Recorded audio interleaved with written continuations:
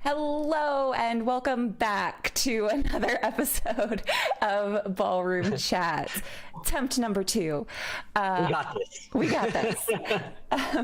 I am your host, Samantha from Love.Live.Dance, and I am joined today by Michael Johnson, who is a U.S. professional 10 dance finalist, owner of the Dance Majic Studio in Utah, host of Magic for Life podcast, and the author of The First Step and Every Minute. Thank you so much, Michael, for being on the episode today. It's my pleasure. Thank you for having me. So thank you guys for sticking around. Through our lovely technical difficulties, we're just going to start this whole thing over again. Awesome. So, Michael, how did you get your start in the industry? Well, I'll give you the short version, which is still a little long, but I'll give you the short version. I started dancing when I was 5, and my mother couldn't afford a babysitter. And I had stayed with my grandparents all day long. So she took me to dance class with her. And next thing you know, the college kids were using me as a toy. So I got to learn all the dances and become very proficient at it. So by the time I was 10, I knew pretty much every dance. And I was dancing pretty well by that point. By the time I was 13, my mother had taken over or opened a dance studio. And she had me teaching the beginning classes at 13. So she'd be my TA. And so I started teaching very young, and I got a scholarship to go to BYU to be on their tour team. So I went there and danced. By that point, I knew I was going to make dance a career. And so I graduated as fast as I possibly could, because I wasn't really there for school. I was there for dance and for a way to find myself into the pro ranks. And so went to New York and New Jersey to work with Gary and Diana McDonald, who at the time were the world 10 dance champions. And I figured since I wanted to do 10 dance, that was the best place to be. So went there, was privileged enough to work with a great Fran Rogers, who is Diana's mother, and she's a Hall of Fame inductee. She was probably responsible for teaching some of the greats in the ballroom industry, but oftentimes now is forgotten about. So we'll try to fix that. But she was amazing. And so were Gary and Diana and my other coaches. And so I was really, really lucky. But I'd say about 3 years into that journey, I was just stuck. I just felt like things weren't progressing the way I wanted to. I wasn't doing as well in the pro ranks. You know, I knew I was talented. I knew that this was a career, and so did everybody else around me. I just wasn't making the progress that I wanted to. So on a whim, I accidentally bumped into personal development. And, you know, it was kind of taboo back then. You know, it was like, oh, do you need a psychologist, or do you need a psychiatrist, or you need professional help if you're going to get, you know, self-help? Who does that? Well, I dug in anyway and became enthralled with it. So I ended up getting my certifications to be a NLP practitioner and master practitioner. And I also got certified to be a life coach. And personal development sort of became my world. I started taking on clients that were outside of dance. So I had my dance clients and I had my life coaching clients, and was helping people with everything from weight loss to marriage counseling to depression, you name it. And so I had my clients for my company Magic for Life that I started way back then.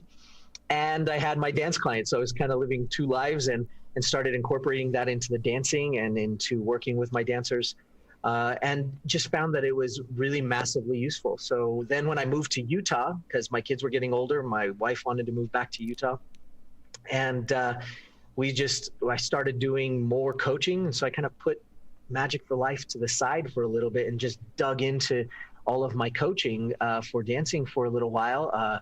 I also took on a job at a software company doing that as well. So, I kind of had a little bit different path, but as I did that, found my way to success with a lot of different athletes and dancers along the way. So it was a lot of fun, really just doing that. But as I progressed, I just found the calling for Magic for Life and personal development and wanted to go back into that. I have a particular passion for helping entrepreneurs, specifically be able to take their life to the next level. And mindset is such a huge portion of what that's all about. And so now I have my playground, which is our ballroom studio, combined with my personal development company, which is my other playground. And so, I literally am living the dream and having a ball doing it, so it's a lot of fun. It's kind of a crazy path, but a lot of fun along the way. Well, and that's awesome because I mean, obviously the two go hand in hand, right? If you have a mindset that is healthy, if you know your drive, if you know your focus, then you can use that and put it directly into either your dancing or your career or your side hustle or your main hustle or whatever that might be. So the fact that you are able to coach youth amateur, adult amateur, professionals, and also weave in all of these wonderful, just life affirming ideas and concepts along the way, I think is so fantastic. You mentioned the importance of being an entrepreneur, and that you work with a lot of entrepreneurs. Obviously, for those of us that are in the dance industry, most of us are not full-time employees. We don't have, the salary and the 401k. So we are either small business owners or independent contractors, or we own an LLC or what have you to kind of navigate through the business end of the world. What tips would you give instructors to make the best go at being a successful entrepreneur? Well, I think first and foremost, it's split in a few different things, right? You have your skill set as being a dancer, and I believe that is massively important. And I've seen too many people along the way, too many coaches, too many dancers along the way that get by with regurgitating information. To me, as a professional and someone who's taken dance very seriously, I sort of am offended. And I think anybody that is a professional dancer out there should also be offended by what I'm about to say if you don't do this, right? You need to become a master at your craft if you're going to have people pay for it. And regurgitating your last lesson and giving it to the student, whether they need it or not, is not being a professional. Mm-hmm. Right? That's being YouTube. And we know learning to dance from YouTube isn't exactly the best means by which to become a great dancer. So, yep. Regurgitating information and or giving the same lesson to everybody over and over and over again, which I've had many of those from many of the greats in the past. And you know what, if you're teaching the same lesson over and over again, you need to get some new lessons and you need to get educated in what you do. It is our profession, it is our art, and it is our responsibility to the next generation to teach them the theories and principles behind what it is that we're doing, whether it be just from ballroom or we're taking in other principles and concepts from other forms of dance and or other skill sets. From athletics, like football, basketball, doesn't matter. Those things need to be brought in. And so I would say become a master at your craft. Become a well-versed teacher and learn how to do it, because we are getting paid good money for this. And teaching what you learned on your lesson from the last coach, are you kidding me? If it's appropriate, yeah, that makes sense. But oh my gosh, I mean, I can't tell you the number of times that's happened to me during my career, and I was appalled by it, and I guess maybe I just wasn't willing to be mindless. So to all of you dancers out there that are taking lessons, do not accept that. Do not accept that from your coaches. Do not accept, like, if you come to your lessons that day and you hear them teaching one lesson to 3 other couples before and they give you that same lesson, you ought to start thinking twice, because did you really have that problem, or were they just lazy? And so I'm sorry to call the coaches and people out there, but you know what, they're better than that. Even the ones that are doing that, they're better than that, and I believe that. And so I think it's important that we do that. So on one end, it's getting good at your craft, getting good at your skill. I think second is mindset, and not second because it's second place, but second because you have to have a great mindset to be able to succeed, whether it's competitively or entrepreneur-wise or just even being able to sell yourself on the floor. You have to have a great mindset. You have to have a great belief within yourself. And some of the biggest successes I've had with my coaches or coaching clients, whether it be in life coaching or whether it be in athletics or dance, has been really because we were able to get them to believe. And really, that's the first step before anything else, is you've got to believe it. And that is so much harder to do than it is to say, but it is so important. So I think mindset is huge. It's the 80%, not the 20%. So, you got the 80-20 rule, and a lot of people put the 80% as the skill set. And honestly, as a dancer yourself and myself, how many times have we stood there after not making the callback or not making the cut and looked at the floor and went, I am better than at least 4 of those couples. What in the heck happened? And what happened was right here and right here. It was right between the ears and right inside the heart. And those 2 things were the thing that got us, because we may have technically been better, but they may have been able to share their soul. And when it's all said and done, that's what the judges are looking for. That's what the audience is looking for. And it takes a lot of work, and it takes a lot of effort here. So I'd say that's the second thing. And third of all, stop avoiding, as entrepreneurs or as dancers, stop avoiding the idea that you need to become an entrepreneur. You do. You have to learn business. You have to suck it up and do the accounting. You have to learn how to do marketing. For goodness sakes, marketing is massive. Yes. And you have to learn to be a good salesman. And all of those things are massively important. And bridging that gap is huge, because if you don't, you're going to always be that cliche struggling entrepreneur or struggling artist, right? We have this idea that artists somehow have to be poor and struggling. And that is not true. That is not true. But when we think of it that way, it will be true whether you like it or not. So I think, if you need help with that side of it, the marketing, the entrepreneur side, the salesman side, hey, look me up. We'll talk. I'll chat. We'll have a conversation about how you can expand yourself outside of just the teaching, because the teaching is one element, and that is one way for us to get income as a professional. But it's only one way, and there are hundreds of other ways.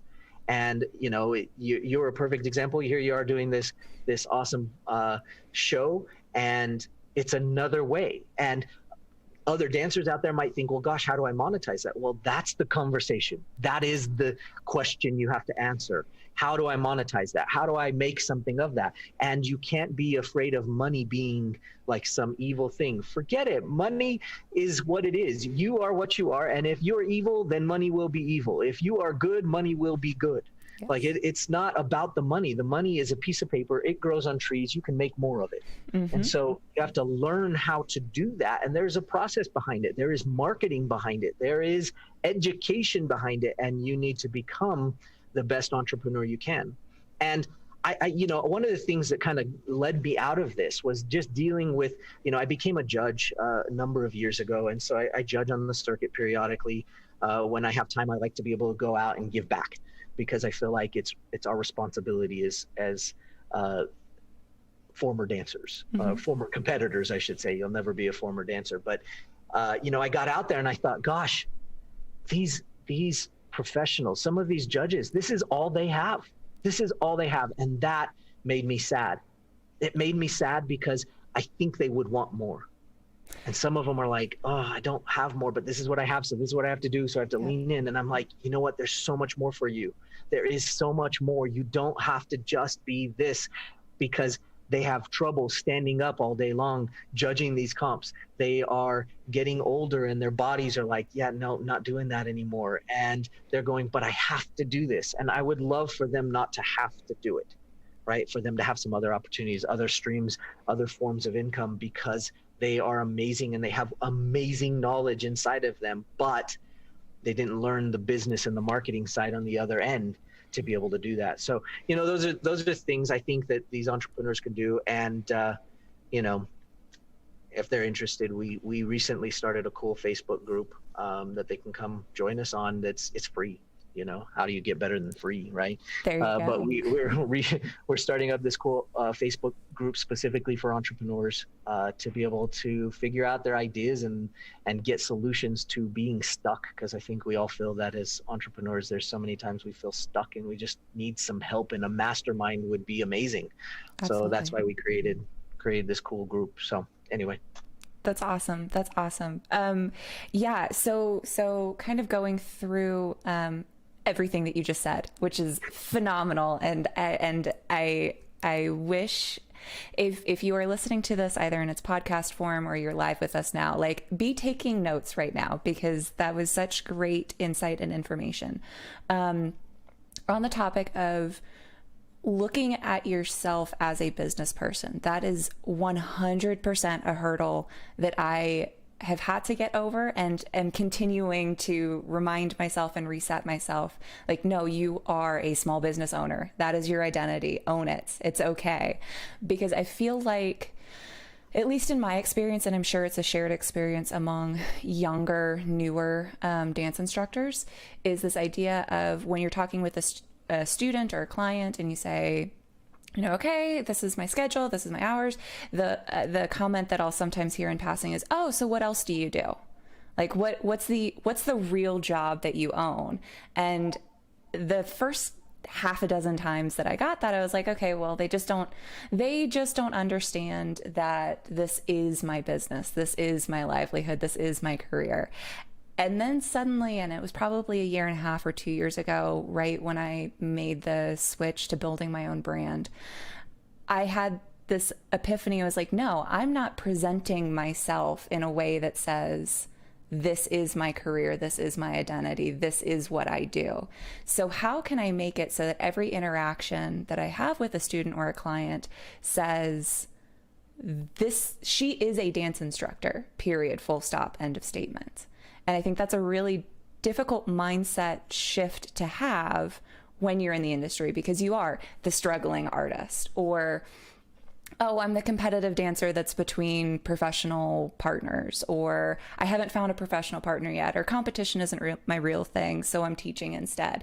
And making that conscious effort to shift the dialogue and to shift the narrative to say, no, this is what I do, and I would like you to respect the fact that this is the career path that I've chosen. You also made the comment early on about dancers or the greats in the industry and the coaches in the industry that just give the same lesson over and over again and reteach the same thing.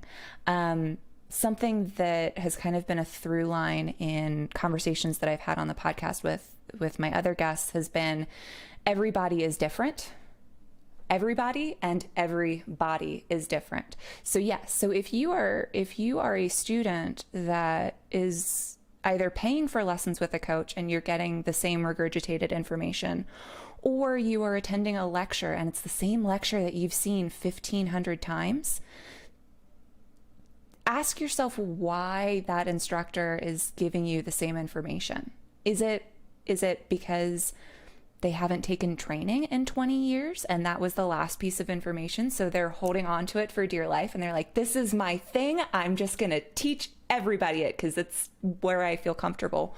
Or is it because that's the limit of their ability and they don't have the skill set to teach in different unique ways to every single person? And identify that your Latin professional couple is going to need different feedback than your standard professional couple, or someone that is just starting out in their first year is going to need same concept but different information than somebody that's been doing it for 15 years. So just be an inquisitive student, I think is what I would say. Be someone who is willing to ask questions, absorb the information, but then critically think about it. Yeah, well, I think, I started teaching when I was 13, as I said earlier. And from that point, I got a lot of backlash. How could you teach us? Right. And actually the college kids were much more receptive to a 13-year-old teaching them than the adults that were in that class. The adults were very stuck in their ways. And how could this 13-year-old be teaching me? Until I got in and was entertaining and kept them going and could teach them the same stuff. And all of a sudden I earned my way in. And I think because of those early experiences and being younger all the way through the first portion of my career, it was always that I was younger than everybody else. I was always, trying to be something more and prove that I could do it. So because of that, I oftentimes dug into the skill a little bit, and I felt like I had to know all the whys. I had to know why, whether I got it or not, because I was fairly naturally talented. So I could imitate, I could see it, I could do it, and I could get what they wanted me to do really fast. But because I was teaching at such a young age, I was trying to get the internal. When I finally met up with, and I had some really great coaches that started me on this path, Ron Montez, Buddy Schwimmer. They are why coaches to the nth degree. So you look at Buddy Schwimmer, and you might not have ever taken a lesson with him, but the guy knows his dancing. He knows his stuff. And most people think of him as just the swing guy, but he understands dance. And so because of that, he would challenge me to ask why. But when I got to Fran Rogers, she really changed the game for me. And anybody that was privileged enough to work with her before she passed away knows that she understood why we did things and the resulting factor of what would happen if we did things. So as we were going to be inspired to create new methodology or technique and principles, it was important to her that we did that, first of all. And second of all, that when we did do that it was based on sound principles, and we didn't just say, this is how it is. We actually did it. We tested it. We checked it out. We saw the results of what would happen. And then we made a decision as to whether that was going to be the thing that we taught all the time.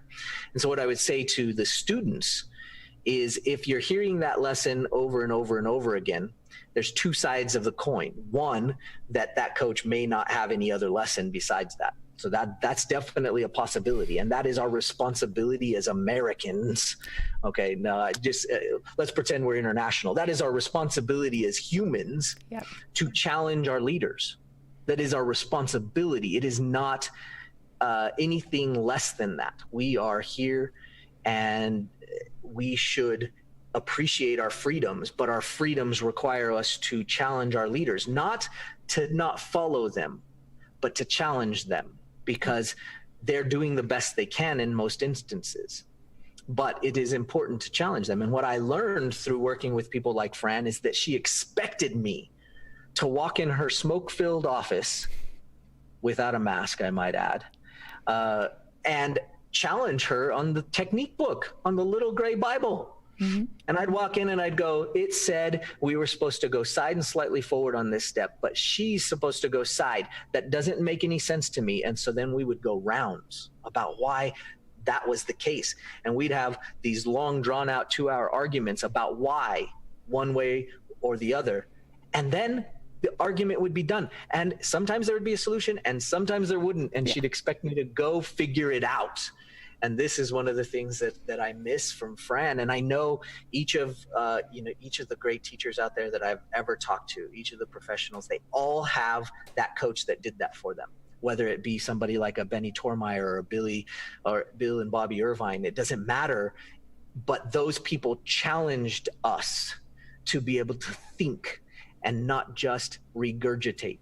So if you have a coach that you're suspecting is the case, become curious. Ask why. Don't ask why as a little brat, because I know what that's like. I was that too, right? But don't be a brat about it. Just get curious. And if you're curious, they will feed off of your curiosity, and they will find out why, because they have the passion and love somewhere in there, whether they're teaching the same dang lesson over and over again.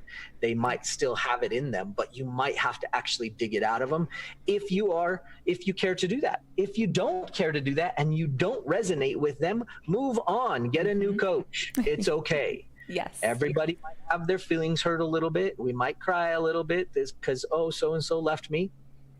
But you know what? Move on. It's okay. It's all right. And you got to find somebody you resonate with. And when you do, for goodness sakes, if I could say one last thing to this next generation, find some loyalty, people. Find some loyalty. You know what? We're not in the world of loyalty right now. Let me tell you, there is a whole lack of loyalty. But you know what? It will take you so far If you have a coach that you resonate with and you work with well, and you know that you can learn from them and they get you, show some loyalty. Show some loyalty. Give them that loyalty, and they will give it right back to you, and they will feed you like none other. And that seems to be missing a lot these days because of YouTube and all of the information online. Everybody's bouncing around. I can get this free lesson here, and I can get this free lesson here. Oh my goodness, what a mess. Yeah. And so now the loyalty is gone. But you know what? These coaches, they just show them some loyalty, and it's just human nature. It's not even a dance thing. It's just human nature. If you show somebody loyalty, they will show you that loyalty back. And that doesn't mean you can't take lessons with 100 coaches. Yeah. But show some loyalty. Yeah. And I think the important part of that is find someone that you resonate with to give that loyalty to. Don't, if you are in a bad student teacher relationship on either end, if you're an instructor and you can't stand your student for whatever reason, or if you're a student that cannot stand your instructor, we're not saying be loyal to them because you need to. Find someone that you really enjoy the way that they are instructing. Find someone who is aspirational from a dance perspective. Find someone that you look forward to going into that studio to work with. And then, for the love of goodness, stay with them for as long as you can. And that kind of you mentioned it on both sides. You're saying, well, even from the teacher side, and that kind of addresses the other portion of your statement earlier, which was, how do you go about being and seeing yourself as a business owner?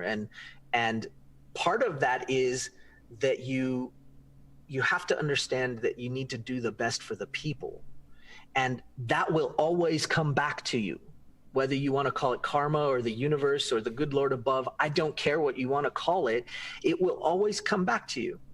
I was taught this statement early on in my career, and it wasn't till much later that I realized it became a plague, and that was TATM. This was the statement I learned, and it stood for think about the money. That was what I was first taught in the game. That was how I was taught to move forward. And so for years, it was TATM. That was our chant. That was what our group talked about, TATM. Suck it up. We don't care if you hate this student. Suck it up, TATM. It was all about the money. Think about the money. And for years, that was what it was about. And at a certain point, you realize that, man, you can actually make a lot of money when that's the focal point, but it doesn't feel good. No. And in the end, it'll leave you empty, unfulfilled, and your customers and clients will leave you because they have to. So I changed it. And now our focus at Magic for Life at Dance Magic is all TATP. Think about the people. Think about the people. It's got to be TATP. So there you go. Take that acronym, put it on your wall, put it on your studio, put it in your car. TATP. Think about the people. If you think about the people, you'll know what they want. You'll understand what your client wants. You'll understand what your business needs, because you'll be thinking about what they want and what they need, and you'll give it to them. Yep. And then they'll come back forever. Yep. 100%. And yes, if your mindset as an instructor is, I want to focus on the money, you're going to have a lot of Burnham Churnham attitude in your business. You're going to bring someone in, and then you will probably never see them again, because it is far more lucrative to have 1,000 new students than 20 returning students in a lot of cases, because you can just do one-time lessons. You don't have to put a whole lot of emotional investment in. You don't have to think about the syllabus. You're going to teach the same one lesson, intro lesson, to 1,000 different students, and then you'll be done. But you've made whatever your first lesson price is, which is normally a little bit more expensive because a lot of us do package pricing if you buy more lessons at a time.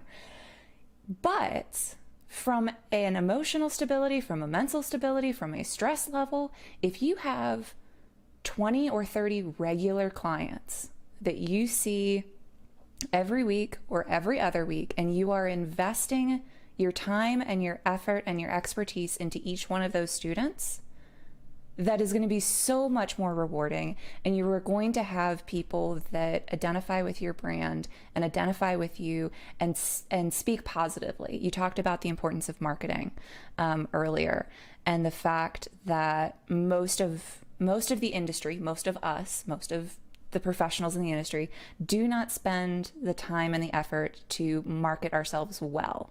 And the biggest thing that I have learned is reviews on the internet will make or break you.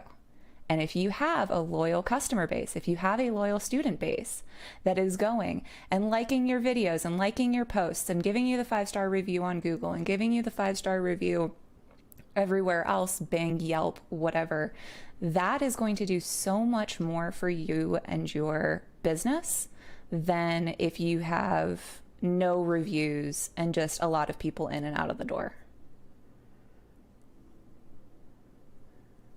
Yeah, that's so true. I mean, it's such a piece of the game now, and you can't avoid it. You can't avoid the fact that everything's so internet based, and without the marketing knowledge of it, you're wandering around hoping, and that's not how the game is played. Yeah.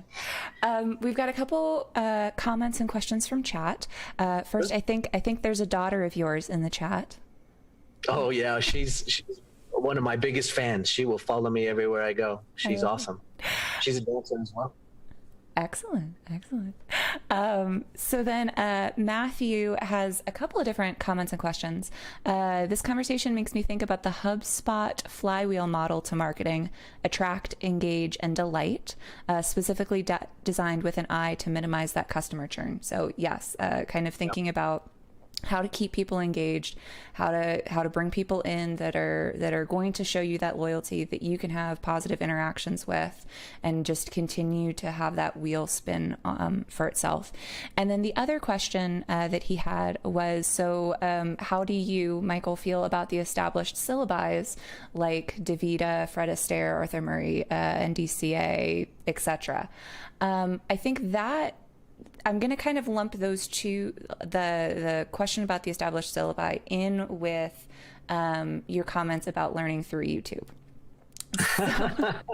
So I want to kind of bring those two together. Personally, I rely mostly on the DaVita syllabus to teach my students.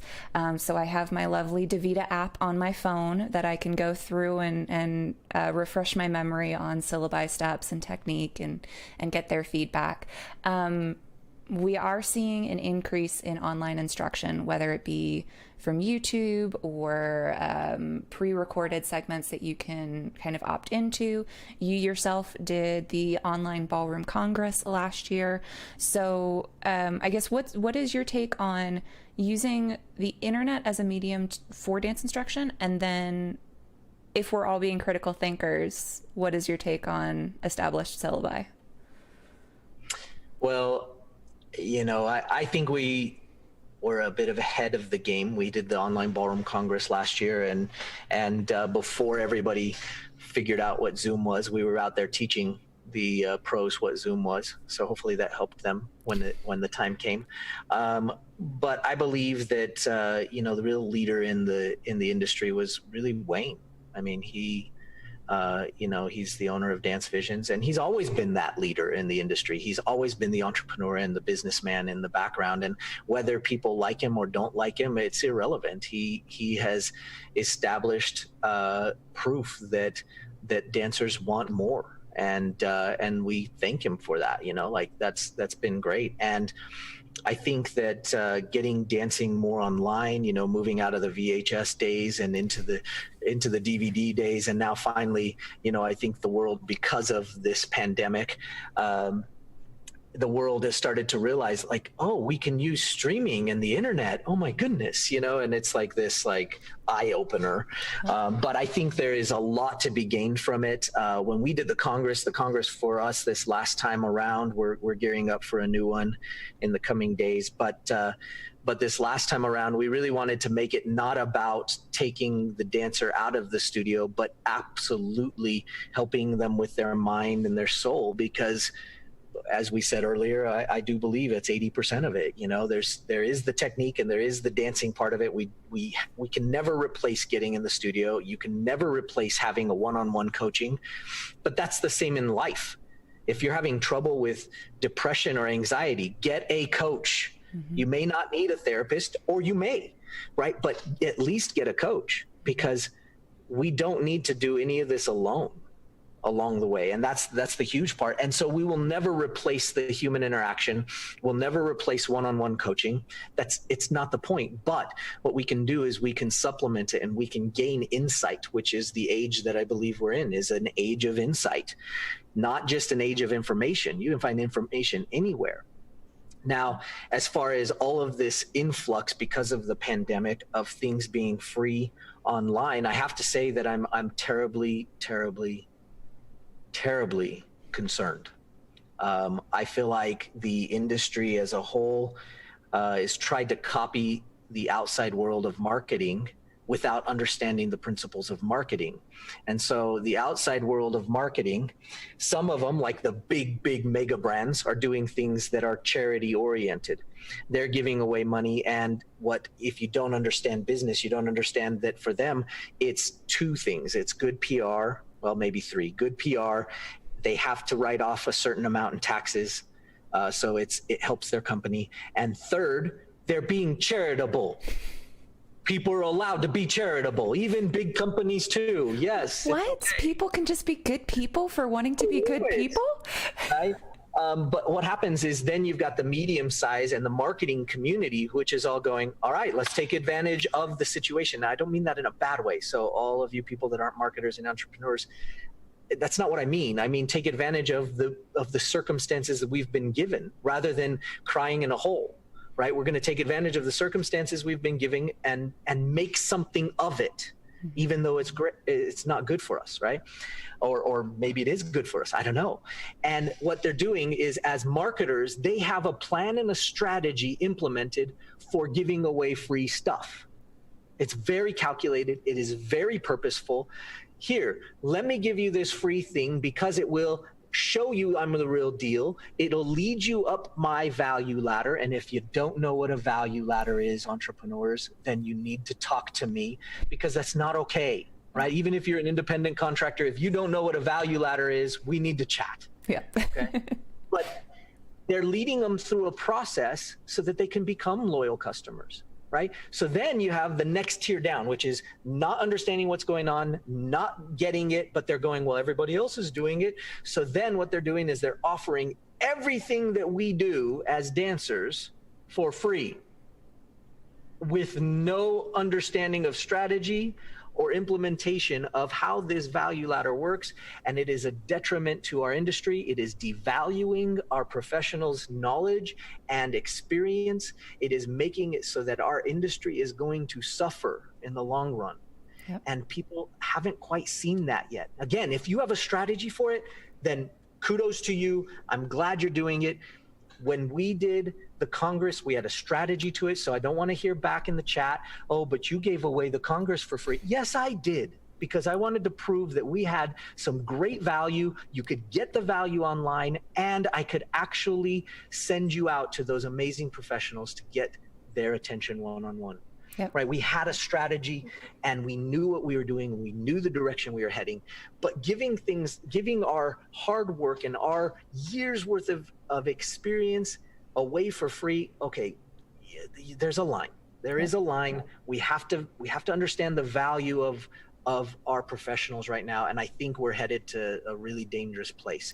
Now, that leads into the idea of syllabus, and when you talk about syllabus, we have to understand that in order for us to feel academically like we are as proficient as a lawyer, we have to have some standards. We have to have some guidelines and some basis for us to operate on. And so in order to do that, we needed to create certifications, and we needed to create tests, and we needed to create syllabus, a consistent thing. And so I value what all of these syllabus organizers and creators are doing, because what they're doing is they're trying to create a situation in which all of our dancers can actually have certifications and qualifications that say, yes, we are proficient, we know what we're doing, we are good at what we do, and we can prove it.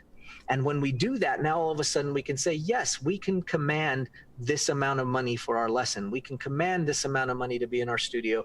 And therefore we are more like a doctor or more like a lawyer, except better. But sorry, doctors and lawyers, right? We help people's souls, and so do they. And so I think we are all equal in that regard. But doctors and lawyers tend to get this massive amount of attention because they went to school for 20 years. So you can't compare to us. And I'm thinking, I went to school for 20 years. I started when I was 5, and I am still learning to this day. I bring in a coach to my studio, and I will cancel all my lessons so I can go to all of theirs.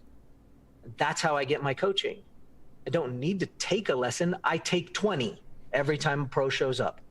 And so this is important, right? We have syllabus as a structure and a framework to establish credibility for us as professionals. So we need them. Now, as far as which syllabus is the best, we could debate about that all day long. And every one of the owners of every one of those syllabus would say their syllabus is the best. And what I can tell you about all of their syllabus, if you are a student of dance, there is something wrong in all of them. Mm-hmm. Because they're not perfect. Nobody's expecting them to be perfect. So leave them alone. Like, let them do their job. They're going to try to get better. Each one of them is trying to do the best they can to create some sort of stable structure for all of us professionals in the industry. And that helps us all get more credibility. But you have to go use it. And I think that's where the young professionals go wrong. And that all happened when there was the whole deregulation of who could teach, which was a mess. Like, that hurt all professionals in the industry. That hurt our industry massively, and we are suffering the consequences from it now. Yeah. But the syllabus is massively important, and whether it's accurate or whether it's got flaws or not is irrelevant, because everything that's written down has flaws. And if you've tried to write a book, I've written 3 or 4 now, 3, 4, 3. You know that it is impossible to get a book down perfectly. There's always going to be a flaw. There's always going to be something wrong. So we need to give the syllabus people a break. We need to understand what it's there for. We need to utilize it, and then we need to support them in the best way we can, and help them when we find flaws, and support the different industries. You know, everybody's got their syllabus. Do we wish that everybody could agree? Yeah. Don't we wish the whole world could get along and there could be world peace? Yeah, we do. But can all the syllabus get along together? It ain't happening anytime soon. It's not happening. Yeah. Well, and I think that's a good, again, mindset. I think the theme for today is going to be, what is your mindset going into these topics? Right. Because that's going to make or break it. I think it's a good mindset to have, that the syllabi is a structure. It is, you can think of it like a governing body. You can think of it as a regulatory agency. You can think of it as an outline to focus and create some structure in which to work around. But as we know, especially in ballroom dance, it is equal parts sport and art form. So if you've ever watched Strictly Ballroom, you know that our industry only grows and adapts as folks are willing to take chance and say, okay, this is this is what we've been doing for the last 10 years. Where can I put my individual stamp on it? Or how can I play and make creative choices and split test it and say, okay, if I teach, this group of students the old way and I make a slight tweak, is it more efficient? Does it look more interesting? Is it more eye-catching? Does it work better biomechanically? Because of course, now that, at least for me, working with older dancers, working with more that retirement age, biomechanics are a huge thing that I need to work around and take a critical look at to fit the age and the experience level of my students. I cannot teach them an international rumba hip action where you're putting all of your weight on your big toe and your second toe, and you're doing a rib isolation over the foot as you're still suspending your hip back. Like, that doesn't work on an 80-year-old body. So even though the syllabi might have, technique or step patterns, you have to take creative liberties and make creative choices that best fit the dancer that you're putting the patterns to. It's so true.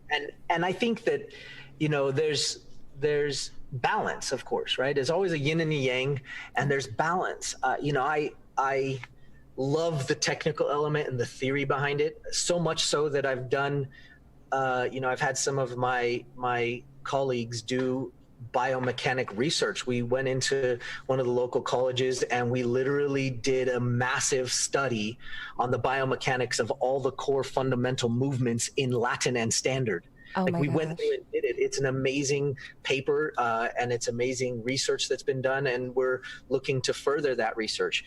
So, I've dug into the depths of it. So when I talk about knowing your craft, like, I really mean it. Like, know your craft. Now, not everybody's going to have the resources to do that, and I found a way because I love the biomechanics of it, and I love to understand how the body is aligned and what works where and how the muscles are working. That's important stuff. But on the other side, I love the mindset and the soul. And one of the things that I've taught my dancers from day one is share your soul. You've got to share your soul. If you can win the audience, you can win your freedom.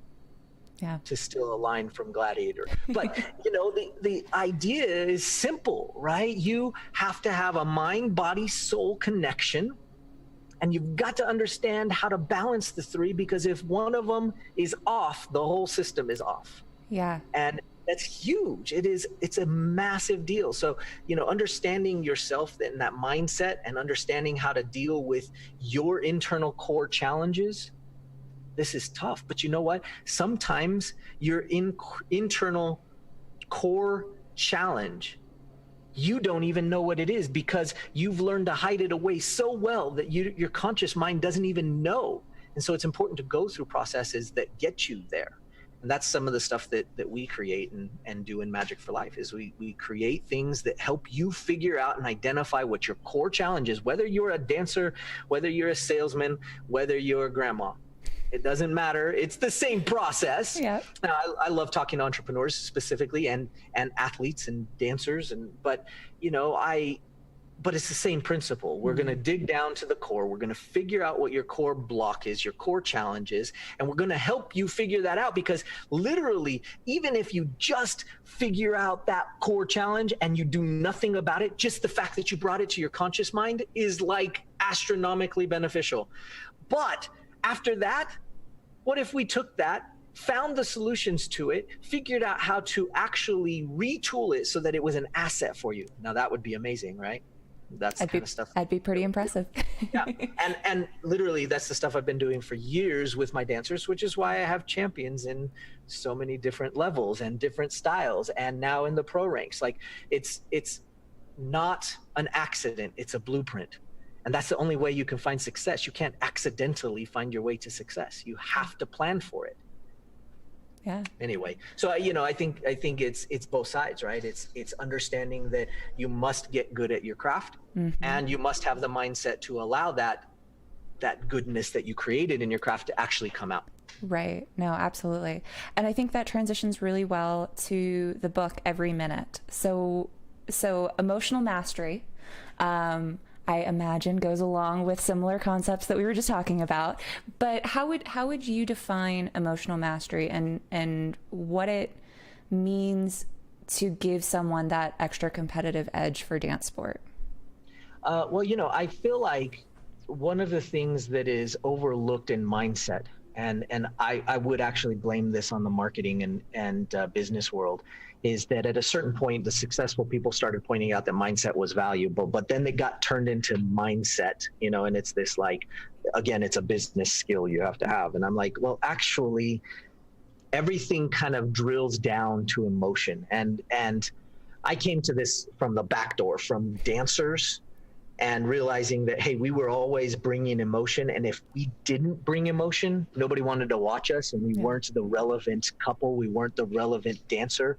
And so bringing emotion to the floor, and authentic emotion, is so valuable. It is like, I can't even explain the difference between a dancer who is amazing and a dancer who is amazing that has emotional content. One will just knock the other one out of the door. I saw it in an amateur championship a few years back with a couple of couples, and one of them, they were both technically amazing, right? But the one couple that won, literally in the final, they were kind of neck and neck through the earlier rounds, but in the final, they stood next to each other, and the audience who was cheering for this other couple just kind of got deflated. It was like, oh, because the other couple just was so much more emotionally connected and authentic that the whole room knew it. They knew it in a heartbeat. They knew it in a half a second. And all of a sudden, the whole vibe towards the other couple just kind of went away. And it was clear that the other couple was supposed to win. And it came from the combination of not only the skills, of course, you have to have that, but you have to have that emotional content. So the core of it is emotions, and emotional mastery can only be attained through finding your emotional education and intelligence, because you can't have intelligence without education, and you can't have mastery without education and intelligence. So it's a process. So I like to teach that it's education, intelligence, mastery. Mastery is a journey. The other two are process along the way to learn how to get to that place where you can say, yeah, I am in emotional mastery. I'm not an emotional master, because that's not what we're not here to be at the end. We're here to be in the journey. And so we are going through the process of getting there. And that's the value, right? Is learning how to be educated about emotions, how to be intelligent about emotions. Now, all of that comes down to the idea that we are here to experience, and to experience is to have emotion. Without emotion, we are not experiencing. And that's why artists do what they do, because they want to have a feeling, they want to have an emotion, they want to have a connection. That's why we love looking at art. That's why you can run through the Hermitage in Russia, the famous museum of paintings, and a painting can stop you specifically in your tracks. Yep. I was there once. They said, you have about a minute per painting if you wanted to see all of them. And if you do that, it'll take you about 2 months to get through. So yeah, we'll pick you up on the bus in about 2 hours. And we're like, what the heck? 2 hours? It'll take us 2 years to get through that at 1 minute per piece of art. Yeah. So we're like gliding through the Hermitage. And literally there were certain pieces of art that stopped me in my tracks. I don't know anything about art, but I do know that there was emotional content in it, and there was emotional feeling for me, maybe not for the person next to me, but for me. And as a dancer, we need to have that emotional content come out every single time we get on the floor, with no exception, because TATP, think about the people, not about yourself, about the people. And that's part of the contribution that we need to give as humans. It's part of our desire to give back, because it's connected to growth. And so we go into those moments. We need the emotional content. And in order to do that, we have to get more educated. We have to become more intelligent at emotions. Now, here's the kicker. Nobody taught it to us in elementary school. Nobody taught it to us in middle school. Nobody taught it to us in high school. And, oh, well, they must have taught it to us in college. Yeah, no, they didn't teach us in college. You know how we learned it? By breaking up with our boyfriend or girlfriend, by losing a job, getting fired, getting laid off, running out of money, going bankrupt, losing our business. That's how we learned emotional education and intelligence. That is like the worst school of hard knocks you could probably get. It's horrible, right? Why not teach it? This should be our #1 subject in schools, and maybe someday I'll accomplish that goal, right? But it should be taught to our children. It should be taught to them, and it should be a mastery class through their entire education. Yep. The best school systems in the world, like in Finland, they moved to the top of the educated people list. They went from like some crazy number to like 6th in the world. And you ask their math teacher, what is their primary focus of teaching their kids? Their math teacher. And he says, teaching them how to be happy. Yeah, that's 2 + 2 = happy, not 4. Yeah. right? And we're not teaching people that. We need to teach people that. And so I take advantage of that in dance through so many years leading up to it. As soon as I dug into personal development, and you know what? All of my dancers are happy. Yep. They may not win, they may not get to the final, or they may, because a lot of them have. But they're gonna understand their emotions, and they're gonna know how to do happy. They're gonna know how to do sad. They're gonna know how to do depressed when they want to, because you should be allowed to be depressed if you want to. You just don't need to be stuck in it like a jail cell. It could be a passing storm. Yep. Well, and to echo that, something that I talked with Kimberly Mitchell about was the fact that from a judging perspective, she's seeing a number of the kids coming up, amateurs, high-level amateur competitors, that have taken other routines, other high professional, other great routines, and have just taken everything, including those emotional cues. So it doesn't read as authentic. It doesn't read as believable. It's someone else's wink. It's someone else's smile. It's someone else's attitude on this other dancer. And I think learning how to find that authenticity and tap into it and understand it and then harness it and project it out is definitely something that is tough to teach, and it's tough to understand on your own. I tell a lot of my students, if you want to be a great competitive dancer, I want you to go take a theater class or an improv class, because understanding how to cry on cue or laugh on cue and figure out how to get into that place emotionally for the moment and then let it go at the end of the class or the end of the scene or the end of the dance is going to take you so much farther, because it is. We don't, in elementary school in our math classes, we aren't talking about, well, how do you feel today? And how can we improve your mood? And how can you understand those feelings that you have under the surface? And how can we address it? I do think you are correct in 100% in saying it's education, and then it's being educated about what the emotions are that you are feeling. And then understanding, okay, now that I'm aware that I'm feeling happy, or now that I'm aware that I'm feeling anger or rage or stress or frustration or sadness, how can I take that thing that I'm feeling and use it in a constructive way or a non-constructive way if you just, need to vent for a while. But well, the thing is that people don't understand that emotions are a tool for us. We are not in a position where we are subject to anything. We decide. We have a set of filters right inside of us, and everything that comes in, we put it through our filters.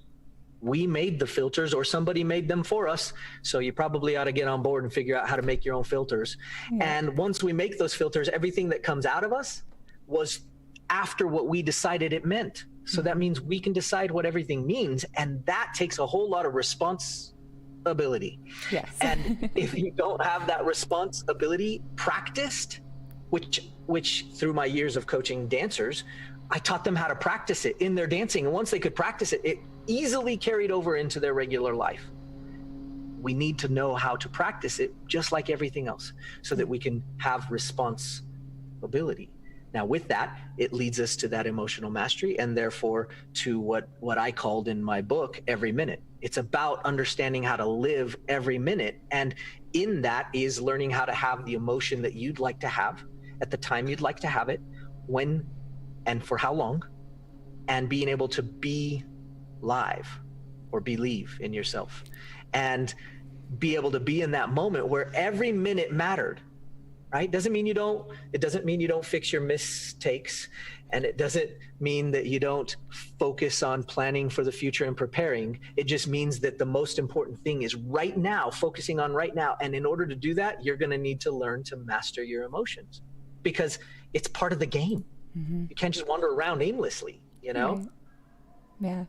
No, I love it. And that's certainly something that I am going to continue working on, because I know I need to work on it. And hopefully some of the folks that are listening today take up the mantle as well. Yeah. Yeah. Quick question from the chat. When will we get more online congresses? Congressi. Great question. We are in the background. Contrary to popular belief, this does take a massive amount of work, and so our team is actually, they've actually started into that. Probably 2 or 3 weeks ago, they started into the next round of preparing for it. And so, if you have those of you out there listening, if you have people that you'd like us to include in the Congress, we'd love to hear who you'd like us to include. Obviously, we are reaching out to all of the people that we would like to participate in the next round. And I have a great team at Dance Majic that is taking care of that. They're putting together this amazing Congress, and we're excited to bring it to you. So I can't give you the exact date right now because all of that is, as you know, when you're producing content and creating, it's about how quickly you can get it together. And it does take a lot of work. Last time we had 27 professionals that joined us on the Congress, and it was amazing. I think we had the biggest online event for ballroom that's ever happened. And the attendance was great. The people loved it. We still went back and took a whole lot of feedback from people about what they'd like more of, what they'd like less of. And the things that we have planned for the next go round are kind of ridiculous. They're going to be super fun. But again, our goal isn't actually to get on and teach dance lessons. You know who's doing that really well? Wayne Eng is doing that really well. Let him do what he's doing really well. What we're going to do is we're going to bring you something that you can't get anywhere else online. Yep. And we're going to improve your ballroom. We're going to improve your life. We are going to improve your world by bringing you some of these amazing pros. So anyway, it's coming along soon. I wish I had a date for you. I really do. But unfortunately, we'll let you know. It'll be everywhere as soon as we put it out there. But it is coming, and it is in the works, and it's being procured at the moment. Awesome. Yeah, I was one of the people that picked it up last year and thoroughly enjoyed it because it you're right. It's not, you can't go into it with the mindset of I'm going to learn how to do a gold syllabus routine at the end of it, because that's not the purpose. It's conversations like this. It's talking with other individuals in the industry and figuring out, what are those gems that we don't get to hear in a lecture or in a private lesson that is going to so improve your quality of life, your quality of dancing, your quality of teaching, everything. Sure. So yeah, I really enjoyed last year's Congress, and I'm looking forward to wait till you see what we have this year. Our premise for this next one is pretty sick, and it's a lot of fun. You guys are going to love it. And I think my team has outdone themselves with this next one. It's pretty amazing. People aren't going to want to miss it for sure. Awesome. Well, we will definitely keep an eye out for that. I know that we kind of had some technical difficulties in the beginning. Are you good to talk for just a couple more minutes? Absolutely. Excellent. So I did want to get to the podcast. Oh, yeah. It would be a little weird to bring a guest on that has a podcast on a podcast and not talk about their show. So Magic for Life, you refer to the folks that listen and follow as lifers, with a capital R. It started back in 2018. Today you posted episode 175. Oh my goodness. Yeah. Crazy, right? Yeah, that's awesome. So what's the elevator pitch for the podcast? Well, what we're here for is to help people take their life to the next level. We are specifically focused, as I told you earlier, on entrepreneurs, which we believe are also dancers. And so I think it's a great podcast for dancers, but we want to help entrepreneurs find clarity and be able to help them get rid of their internal blocks. I talk a lot about emotion and emotional mastery, as we've discussed so far. And so anything from motivation to education in terms of emotional mastery to business principles. And so we talk about all of those different ideas and concepts on the podcast. And, I share stories about things that are going on in our world that apply to where they're at. And that's kind of the short of it. Obviously we've been around for a couple years now, and it's been a lot of fun. It's been quite the journey. And for anybody that doesn't create content on a regular basis, it has been a growth and an experience to go through. And, we post 3 times a week So there's new content up 3 times a week. And actually, we went back this year and posted all of our back episodes on YouTube. And so we just got caught up with all of our back episodes. So now we're doing 3 times a week, and we have some people that are maybe requesting us do some live stuff like you're doing here. And so we might move into that, but we really enjoy it. Our team does such a great job. They are amazing. So kudos to them. And they do a great job turning around all of the produced content really quick. And it's a lot of fun. You should come listen. You can find it on Apple. You can find it on anywhere on Google Play Music or Google Play Music, I think it is. You can find it on Stitcher, Spotify, wherever it is, even on YouTube if you like YouTube. So it's all out there. And, basically, you had mentioned I call our listeners lifers. They're lifers. They're in it for life. They're in this game for life. And I think at the point when somebody realizes that, it's such a big changeover, because there are some guiding principles that as a lifer we understand. And one of them is that we must learn ourselves. Right? It's know thyself, as Socrates said it ages ago, right? Learn yourself. You have to imagine the possibilities. You have to kind of get out there and be a dreamer and imagine what could be possible, because thank goodness for the Wright brothers, right? Thank goodness for Einstein and the things he did. Thank goodness for Walt Disney, because I love Disneyland. All right. So you have to be able to imagine the possibilities, and you have to then free your mind. Why? Because it's so easy to get stuck in the matrix. It's so easy to get stuck in there and believe that my boss made me angry. She made me upset. That thing made me mad. Oh, it's life that makes me depressed. That's a bunch of baloney. So I'm sorry if I offend you, but it's baloney. You have to free your mind. You have to let go and understand that you are in charge. You are responsible for your life. And then at that point, you have to engage your soul. You have to engage your soul. We have to know our emotions. We have to learn our emotions. We have to use our emotions on purpose. If I want to be sad, I need to know how to be sad on purpose, not on accident, not if the wind blows a certain way or if somebody comes in and looks at me funny, but because I chose to do that. I chose to feel that way. And that is a journey that we're on to be able to engage our soul. And then lastly, the big R, right? You said a capital R. That's because that one's huge. Represent your experience. You have to learn to represent this experience of life back out to the world. And when you do that, you're putting things through your filters like we talked about, and then you're representing it to the world. And so when I taught my dancers starting years and years ago to share their soul, it was because they were learning to represent their experience in their soul to the audience, who happen to be the judges too. And great, give us a mark or don't, but represent your soul, something from the inside out. And so to become a lifer means that. It means that very specifically. That took me years to figure out and come up with, but as it came together, I went, oh my gosh, that is exactly it. I am a lifer, and the people that I'm teaching are lifers, and the people that are on this journey to become better, take their life to the next level, figure out business and life and dance and athletics and the things that they're doing, they have to become a lifer and get on that journey to take it to the next level. So that's what a lifer is. I'm a little passionate about it, so sorry if I chase some people away, but I am passionate about it, and I love the idea. So all you lifers out there, if you know you're a lifer, if I just said that and it resonated within your soul, come and follow us at the podcast. Come and listen to the stuff we're doing and check it out. We've got so many cool things for you out there, because our goal is TATP. Think about you. Think about the people, you know? Yep. I love it. I love it. If you are interested, the podcast information is below Michael on screen right now. It's in our description. When this goes out as a podcast, you can find it in the doobly-doo below the podcast. I love it. I love it.